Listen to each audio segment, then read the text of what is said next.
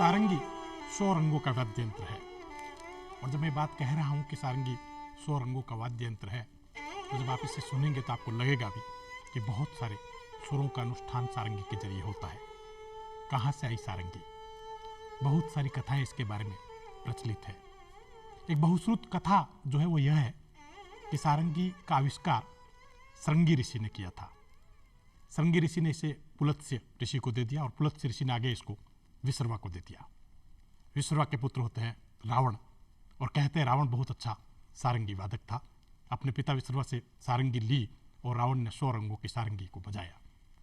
बहुत सारी कथाएं और भी है सारंगी के बारे में, लेकिन जो सबसे महत्वपूर्ण बात सारंगी की है वह यह है कि सारंगी जब बजती है तो बजती नहीं है, गाती है।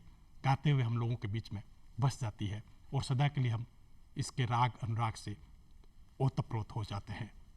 आज सारंगी के बहुत बड़े वादक जो है उनसे हम आपका साक्षात्कार करा रहे हैं।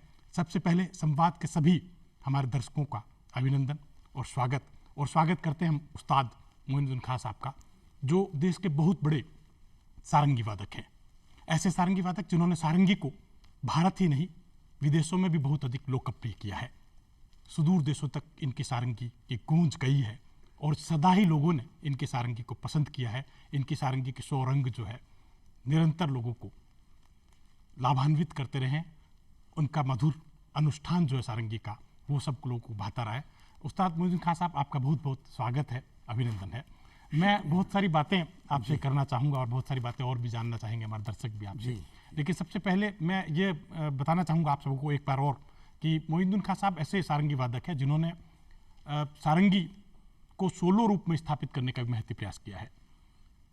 उस्ताद रामनारायण जी के बाद में सारंगी की प्रतिष्ठा के जरिए इस वाद्य यंत्र को लोकप्रिय करने में जिन लोगों का बहुत बड़ा योगदान रहा उनमें उस्ताद मोइनुद्दीन खां साहब का भी है। और मोइनुद्दीन खां साहब, आपको 2014 में पद्मश्री से भी सम्मानित किया गया था और भी बहुत सारे सम्मान आपको निरंतर मिलते रहे। लेकिन मैं शुरुआत करना चाहूँगा कि ये जो सारंगी का सफ़र जो है कैसे शुरू हुआ, किस तरह से आप सारंगी वादन से जुड़े? व्यास जी, आपने बहुत अच्छा सारंगी के बारे में जो संवाद कर रहे हैं वाकई काबिल तारीफ है। हमारे घर में करीब 9 पीढ़ियों से सारंगी, राजस्थान में सारंगी हमारे घर से ही शुरू हुई है। बहुत बढ़िया। और 9 पीढ़ी मैं हूँ। अच्छा, 9वीं पीढ़ी के आप हैं? जी जी। एक बार मैं बचपन में करीब 6-7 साल का था, तो एक रूम में खेलते खेलते मेरे भैया थे बड़े, हम खेलते खेलते रूम में चले गए। वहाँ पे सारंगी रखी हुई थी। मैंने देखा तो मैंने सोचा आज मेरे जो गुरुजी हैं उस्ताद महबूब खां साहब, वो ऑल इंडिया रेडियो जयपुर में स्टाफ आर्टिस्ट थे जी। तो मैंने ये सोचा कि आज पापा आएंगे तो मैं सारंगी सीखने के लिए कहूँगा। महबूब खां साहब के पिताजी? जी, मेरे पास पापा जी साहब। उन्होंने, पापा आए 2 बजे। मैं थोड़ा सा जिद्दी भी था।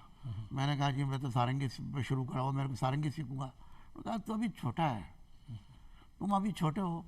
मैंने कहा नहीं, आप नहीं शुरू कराएंगे तो मैं खाना नहीं खाऊंगा। तो मम्मी ने कहा अजी शुरू करवा दो, आपका क्या है, करता रहेगा। तो उन्होंने एक सारंगी में एक तार डाल दिया और सरगम की मेरे को निशान कर दिए। मैं उसको बजाता रहा और मेरे 2 आज पहले उस वक्त मोबाइल तो चलते नहीं थे। सवेरे उठते ही गाने का रियाज करना, और गाना पहले सबसे पहले पापा ने शुरू करवाया। गाने का रियाज करने के बाद फिर सारंगी शुरू करा दी, तो मैं सारंगी बजा करके और पढ़ने स्कूल चला जाता। अच्छा, क्या उम्र थी उस समय आपकी? करीब 7-8 साल से बजाने शुरू कर दिया आपने? जी। वो धीरे धीरे शौक बढ़ता रहा। सारंगी बहुत मुश्किल है, गाना इतना मुश्किल नहीं है। तो गाता तो अच्छा लगता था, वो बचपन की आवाज़ थी। लेकिन कहते हैं कि सारंगी भी गाती है। गाना ही बजता है। जी जी। तो लेकिन इसमें मेहनत बहुत होती है। जी गाती तो है ही, तभी तो ये तो साहब ये अपन सारंगी को सीने से लगा के बजाते हैं तो अपने जो दिल की बात है सुरों से अपन बयां करते हैं।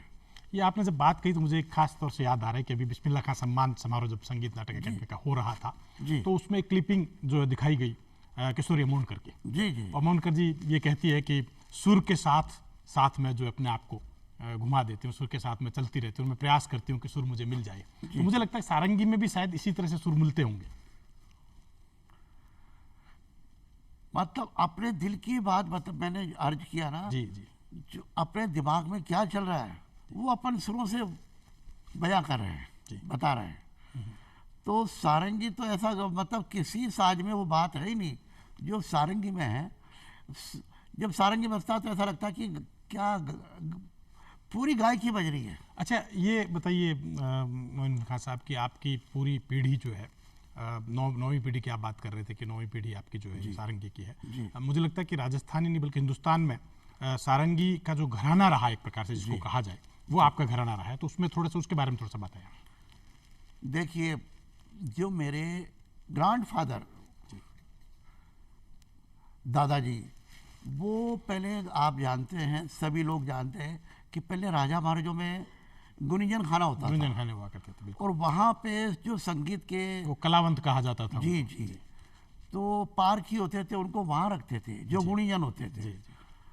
तो मेरे दादाजी एमपी में नरसिंहगढ़, आजकल तो वो छत्तीसगढ़ हो में गया, आ गया बिल्कुल, पहले मध्य प्रदेश था। जी जी। तो नरसिंहगढ़ के अंदर वहाँ गुणीजन खाने के संगीत गुरु रहे। अरे वाह बहुत बढ़िया। और सारंगी वो बजाते थे, वीणा वो बजाते थे, गाते वो थे, बहुत गुणी थे। तो वहाँ से फिर कैसे राजस्थान कैसे आना हुआ आपका? हम तो हैं राजस्थान के ही। अच्छा मूल राजस्थान के। मूल राजस्थान के, हम सीकर के रहने वाले हैं। जी जी। वो यहाँ से गए थे वहाँ तो जी। फिर पापा दादाजी का देहांत होने के बाद उन्होंने मेहनत करी और उदयपुर में रहे। उदयपुर के अंदर पंडित रामनारायण जी के पापा नाथूलाल जी थे। जी जी बिल्कुल। वो पापा के पास रामनारायण जी को लेके आए। जी। हाँ साहब ये बच्चा है, इसको आप शुरू कराए, आप ही हाथ रखवाओ। वो छोटे से थे तो पापा ने उनको हाथ रखवाया, 6-7 साल सारंगी सिखाई। फिर पापा उदयपुर से जयपुर आए जी। तो रामनारायण जी चले गए थे। फिर मुंबई चले गए थे? नहीं साहब, बॉम्बे तो बहुत बाद गए। अच्छा। वो लाहौर चले गए। अच्छा लाहौर चले गए थे। जी। पहले तो ये आज़ादी से पहले की आज़ादी के पहले की बात है जी, ये। जी, जी। तो वहाँ जाके फिर दूसरे खान साहब से सीखा। बॉम्बे तो फिर लाहौर से आने के बाद फिर बॉम्बे गए।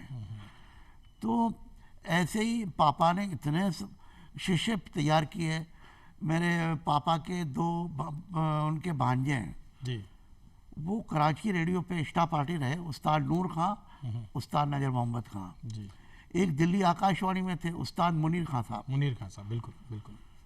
एक बॉम्बे रेडियो पे थे उस्ताद लियाकत अली खां। एक बीकानेर आकाशवाणी में थे रजब अली खां साहब। रजब अली खान साहब बिल्कुल आप जानते हैं। जी जी। तो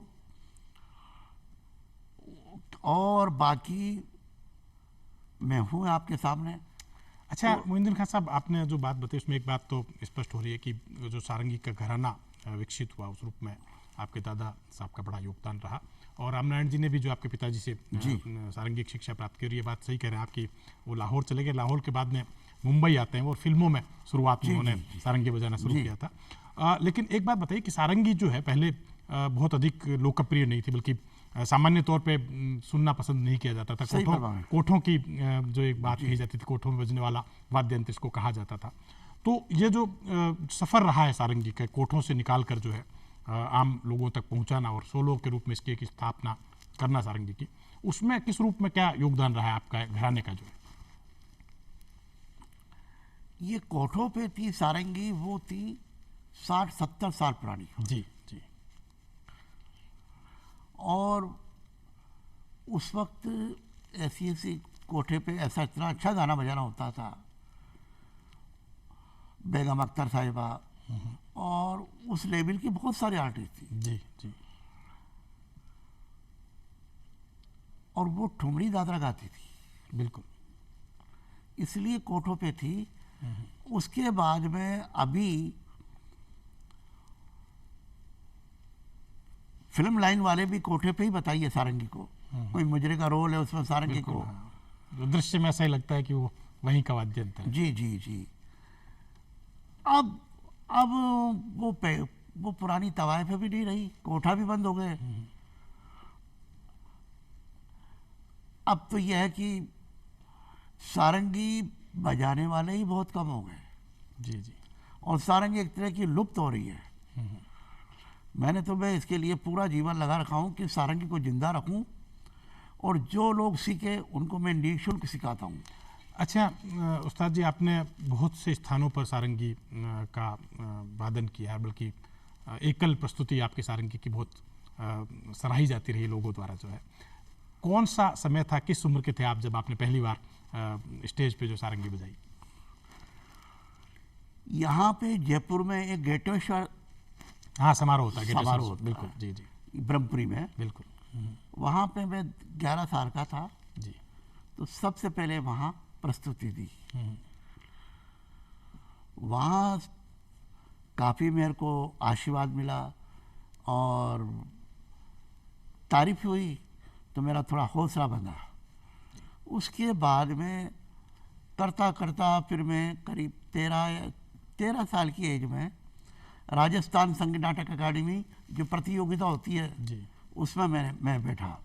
उसमें मेरे को राजस्थान में फर्स्ट आया मैं जी। उसलिए और हौसला बढ़ गया। उसके बाद में करीब 15 साल की एज में मैं आकाशवाणी में ऑडिशन दिया। जी। तो धीरे धीरे उसमें भी मैं पास हो गया। नहीं, एक बात मैंने कहीं पढ़ी थी इस बारे में कि आकाशवाणी में जब आपने ऑडिशन दिया था तब आपकी उम्र नहीं थी, जो निर्धारित उम्र होती है उसमें जो। ठीक, थोड़ा सा बताएं उसके बारे में। वो क्या था कि मैं सही फरमा रहा है, मेरी उम्र नहीं थी ऑडिशन की। जी। मैंने फॉर्म तो भर दिया और वहाँ पे थे जो पैक्स, वो बोल रहे हैं अरे भाई तुम तो पापा के साथ आते थे छोटे से, तो तुम्हारी उम्र कितनी है? अब मैं लोकल में पास हो गया, मेरी रिकॉर्डिंग दिल्ली जानी थी। तो वो बोल रहे हैं अरे भाई तुम्हारी उम्र नहीं है, अभी रिकॉर्डिंग नहीं जाएगी। एक ने कहा यार अपन तो भिजवा दो, ईश्वर जाने। तो साहब मतलब 16 साल की एज में होता है, मैं करीब 14 साल की एज में दे दिया ऑडिशन जी। और 15 साल की एज में मैं BI ग्रेड पास हो गया जी। और फिर वापस रिकॉर्डिंग BI पास होते फिर भर दिया फॉर्म। 16 साल की एज में पूरे हिंदुस्तान में मैं इकलौता A ग्रेड आता। अच्छा, 16 साल की उम्र। जी जी, बहुत बढ़िया, बहुत बढ़िया। ये ईश्वर की कृपा रही है। जब आप बात करते हैं उस्ताद जी की ईश्वर की कृपा रही, तो मुझे एक बात ख्याल आती है कि अज्ञेय की बहुत ही लोकप्रिय कविता है साध्य वीणा, और उसमें एक सुंदर सा प्रसंग है उसमें कि राजा के समक्ष एक वीणा पड़ी होती है, उसको कोई साध नहीं सकता है, और अचानक एक केस कमली आता है साधु जो है, और वीणा को लेकर बैठ जाता है। सभी लोग सोचते हैं कि शायद वीणा बजेगी, लेकिन वो बिल्कुल ध्यान मग्न रहता है, वीणा बजाता नहीं है। और बजाते उसको ख्याल आते हैं कि वीणा बनी कैसे थी, किस किस रास्तों से जहाँ से वीणा बनी है वो लोग जीव जंतु गुजरे होंगे वहाँ से, किस लकड़ी से ये आई है, किस पेड़ से इसको लिया गया है। और इस तरह से करते करते इतना ध्यानस्थ हो जाता है कि अचानक वीणा बज पड़ती है। और तब ये पता भी चलता है कि कोई भी वाद्य यंत्र जो होता है वो अंतर्मन अनुभूतियों का आलोक होता है। और उस्ताद मोइनुद्दीन खां साहब की सारंगी को जब सुनेंगे आप, तो आपको भी लगेगा कि अंतर्मन आलोक से आप नहा रहे हैं, क्योंकि ये लोक का आलोक भी इसमें है। तो मैं आपसे बात कर रहा था मोइनुद्दीन खां साहब की सारंगी के बारे में, तो बहुत सारी सारंगियों के बारे में बात की जाती है बहुत बार। ये सिंधी सारंगी है, जांगड़ू सारंगी है, या कोई और भी सारंगी की बात करते हैं, तो कैसे पता चले कि कौन सी शास्त्रीय और कौन सी लोक सारंगी है? पंडित जी सही फरमा रहे हैं। देखिए सारंगी कई प्रकार की होती है। जी। एक होती है जोगी सारंगी। जी, जोगी जो बजाते हैं, जोगी लोग बजाते हैं। मैं बचपन में देखता था, हमारे घर पे सबके घर घर जाते के बजाते थे वो। तो वो हाथ में घुंघरू, गज के घुंघरू बांध के रखते हैं और वो उनका रिदम का काम करती है। और बहुत छोटी सारंगी होती है, 5-6 तार होते हैं तरफ सहित, जी वो जोगी सारंगी होती है। एक होता है जो ये मांगने यार लोग बजाते हैं, ये सिंधी सारंगी हो गई। जी, मतलब सिंध ये- से ही लगती है पता। जी, ये सब फोक इंस्ट्रूमेंट है, जी जी तो वो भी छोटी होती है। ये सारंगी है, ये इसके अंदर तो 43 सारे तार होते हैं, 43। जी जी और इसका चौड़ाई भी बड़ी सारी है। तो इसमें बताओ, जी जी बिल्कुल बिल्कुल। देखिए। जी जी अब ये सारंगी है, जी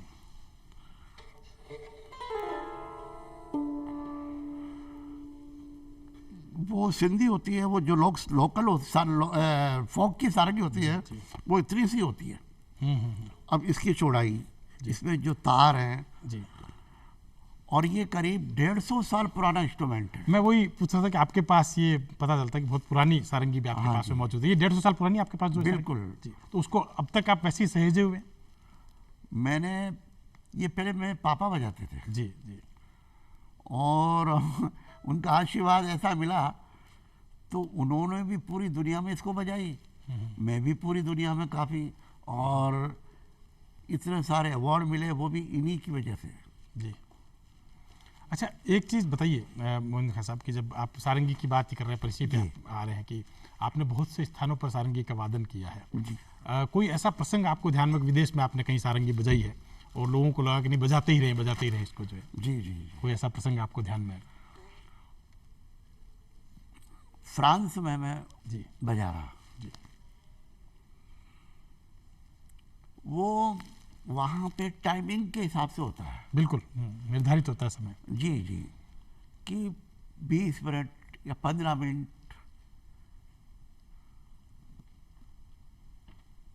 मैं बजाता हूँ, तो शुरू में मतलब ईश्वर से प्रार्थना करके ही शुरू करता हूँ, जी मेरे दिल में। जी जी उनको ऐसा लगा, वो मतलब जैसे 15 मिनट भूल गए और आधा घंटा हो गया। क्या बात है, बहुत बढ़िया। जी जी तो ये सब ईश्वर की कृपा है, ये खुदा का उसका करम रहा।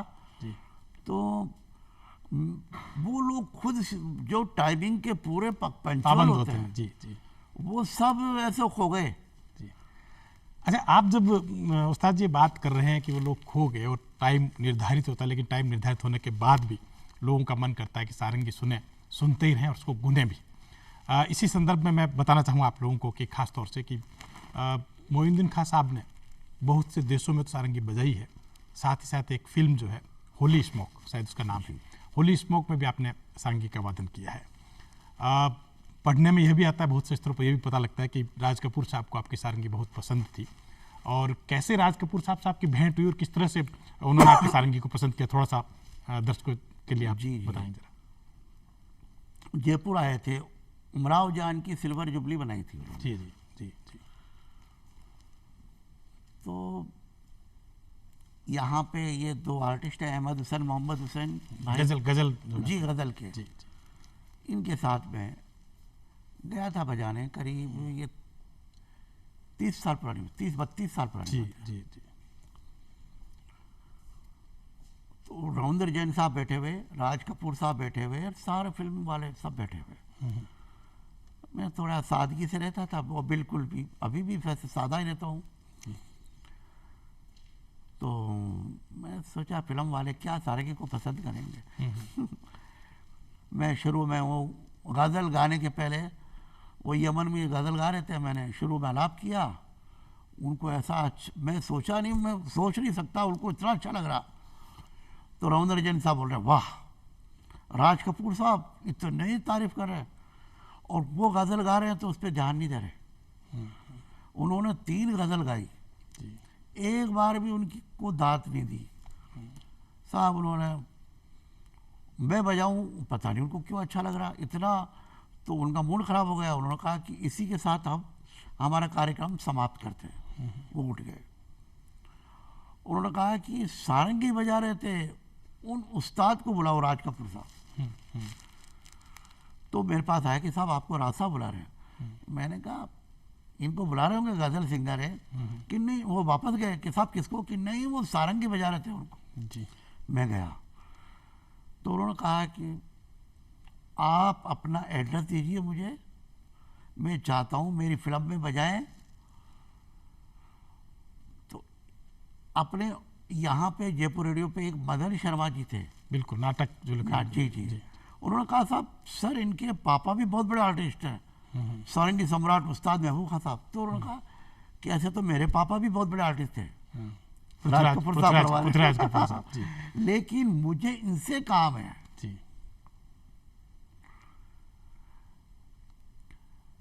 तो आप अपना एड्रेस दीजिए, मैं आपको बुलाऊंगा, और अभी आप दरबारी में सारंगी मिलाइए। जी। अच्छा, आपने सुना ही दरबारी में? हाँ जी। तो साहब रविंद्र जैन जी हिना फिल्म के गाने बना रहे, मैं सारंगी बजा रहा हूँ। तो जैसे यहाँ बैठा हूँ, ये स्टेज है, राज कपूर साहब नीचे यहाँ बैठ गए और गाना सुन रहे हैं। फिर मेरी उंगलियां चूम रहे हैं कि बहुत चंगा हाथ है, बहुत सुरीला। तो आपको मैं बॉम्बे बुलाऊंगा, आपको आना है, ऐसे तो काफ़ी उन्होंने। फिर मैंने एक बार उनसे पूछा कि साहब आप बॉम्बे कहाँ रहते हैं, बॉम्बे में कहाँ रहते हैं? तो उन्होंने बताया कि दादर उतरेंगे चैम्बूर में, आप वहाँ पे आर के स्टूडियो है मेरा, तो बाहर दादर के बाहर आएंगे, टैक्सी वाले को बोलना आर के स्टूडियो जाना है, तो वो आपको लेके आ जाएंगे। तो इतना प्यार। एक बार मेरा बॉम्बे प्रोग्राम था जी, सुर सिंगार साहब द्वारा, आपको सम्मान भी तो मिला सुर सिंगार? जी जी, जी। तो वो मेरे को सम्मान मिला उसका। तो रविंद्र जैन जी बोल रहे हैं कि खान साहब से राज साहब बेहद खुश है, हमारी फिल्म हिना में आप बजा रहे हैं। तो साहब क्लैपिंग इतने और लोग ऑटोग्राफ ले रहे हैं। तो यूं मुलाकात हुई उनसे। अच्छा, फिर आपने बजाया हिना के लिए? नहीं, उन्होंने बुलाया था तो मैं विदेश था। अच्छा, संयोग नहीं बना? संयोग मतलब उन्होंने काफ़ी, रविंद्र जैन जी ने मेरे को कहा कि अभी सवेरे आपको आना है। मेरा दूसरे दिन पूना प्रोग्राम था और पूना से मैं डायरेक्ट जयपुर आके विदेश चला गया। अच्छा, एक बात बताइए उस्ताद जी कि जैसे आपने बताया कि उन्होंने, राज कपूर साहब ने आपका हाथ चूमा, तो मैं ये जानना चाहता हूँ कि सारंगी जब बजाते हैं तो उसमें हाथ का क्या योगदान रहता है? वैसे तो हम देखते हैं कि हाथ से ही सब कुछ होता है, लेकिन दूसरे जो वाद्य यंत्र होते हैं उससे सारंगी इतर कैसे अलग है सारंगी जो है? मतलब उनको ऐसा लगा कि जैसे मैं बजा रहा हूँ तो वो मंत्रमुग्ध हो गए थे। जी जी। नहीं, मैं चाह रहा था कि जैसे सारंगी के बारे में अपन बात कर रहे हैं कि सारंगी अलग कैसे है, मतलब दूसरे वाद्य यंत्रों से। बाकी जगह तो कहते हैं कठिन वाद्य यंत्र है सारंगी। हाँ। जी। देखिए इसमें ये गले का दूसरा रूप सारंगी है। जी जी। और जो इसका साउंड है वो किसी साज में नहीं है। अभी मैं आपको बजा के बताऊंगा। जी। तो सारंगी को मिलाना ही बहुत मुश्किल होती है। और सा पे सारी सा की तरफे बोलेगी, ऋषभ पे तो सारा, मतलब सारंगी का मतलब सोरंग। सोरंग, बिल्कुल। इसको सोरंग हो जाता है। इसमें क्लासिक शास्त्रीय संगीत में सारंगी बस्ती है। जी, अभी बजती बिल्कुल सारी संगत में। बल्कि आप तो खुद ठुमरी, गजल, तमाम भजन और तमाम सारंगी बजाते हैं। अच्छा उस्ताद जी, एक बात बताइए कि जैसे होली स्मोक जो फिल्म है जी, उसमें कैसे आपने काम किया, किस तरह से आपने सारंगी का उसमें आपका प्रवेश हुआ? होली स्मोक में एक इंटरनेशनल हीरोइन थी वो जी, कैट विन, उसकी पुष्कर में शूटिंग हुई थी। तो वो हीरोइन में कोई ऊपर की छाया आती थी। एक मंदिर के अंदर पंडित जी बैठे हुए हैं और मैं राग मियाँ मल्हार बजा रहा हूँ। सब भक्त ओम नमः शिवाय कर रहे हैं। वो उसमें ऊपर की छाया आती है तो वो मंदिर में आई, चिल्लाती ओ माय गॉड। तो पंडित जी आशीर्वाद देते हैं और वो ठीक हो जाती है। क्या बात है। तो उसके अंदर वो न्यूयॉर्क में सबसे पहले वहीं लगी थी फिल्म वो होली स्मोक, उसमें मुझे दिखाया भी गया है। तो ऐसे मतलब थोड़ा सा बताएं ये सारंगी जो होली स्मोक बजाए, बाकी जो आप सारंगी बजाते रहे, क्योंकि मैं चाहता हूं कि आप जिस तरह से बता रहे हैं सारंगी के बारे में, जिस तरह से जो कहा गया कि हाथ को चूम लिया जाता है जब आप बजाते हैं, तो ये निश्चित रूप से यह विशेषता ही होती है सारंगी वादक की कि जब सारंगी वादन कर रहे होते हैं वादक, तो यूँ लगता है जैसे गा रही है सारंगी उनकी, और साथ साथ वह भी उस सारंगी को गवा रहे हैं एक प्रकार से। तो उस्ताद मोइनुद्दीन खान साहब जब भी सारंगी बजाते हैं तो एक अलग लोक में हम लोग पहुंच जाते हैं, सारंगी को सुनते हैं और सुनते भी हैं। जी